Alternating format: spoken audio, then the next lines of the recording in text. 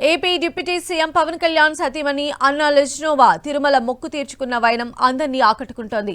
తమ బిడ్డ మార్క్ శంకర్ సింగపూర్లో జరిగిన ప్రమాదం నుంచి కోలుకొని స్వదేశం వచ్చి రాగానే వెంటనే ఆఘమేఘాలపై స్వామివారిని దర్శించుకున్నారు. అంతేకాదు అన్నదాన కార్యక్రమానికి 17 లక్షల విరాళం ప్రకటించి తన అమ్మ మనసు చాటుకున్నారామె.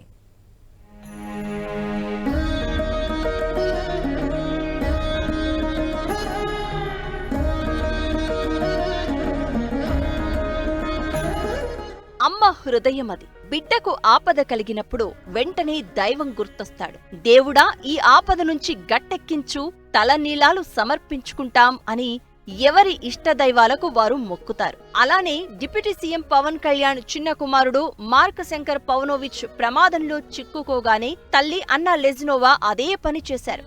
గండం గట్టెక్కగానే ఆ మొక్కు తీర్చుకున్నారు. ఇదే తీరులో తిరుమల శ్రీవారికి తలనీలాల మొక్కులు ప్రతిరోజు కొన్ని వేల మంది తీర్చుకుంటారు. పురుషులు ఈ మొక్కు తీర్చుకోవడం వేరు.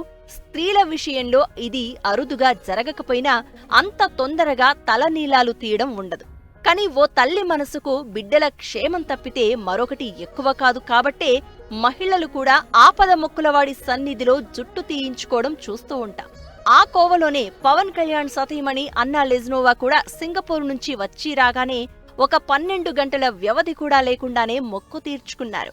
అదొక్కటే కాదు, తన బిడ్డ పేరిట అన్నదాన కార్యక్రమానికి ఏకంగా 17 లక్షలు విరాళమిచ్చారు. స్వయంగా భక్తులకు వడ్డించారు.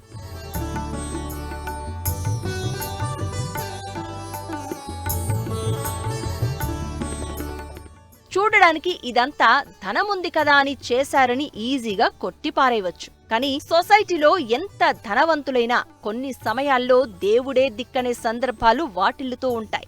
అలాంటప్పుడే వారిలోని అసలు మనసు బయటికి వస్తుంది. కుమారుడికి ఆపద సంభవించిన సమయంలో ఇలా దేవుడికి మొక్కడం, ఆ తర్వాత అది తీర్చుకోవడం అరుదైన విషయం కాకపోయినా ప్రస్తుతం అన్నా లెజ్నోవా లాంటి సెలబ్రిటీ కూడా తన తల్లి మనసును ప్రదర్శించడం ప్రశంసలకు పాత్రమైంది.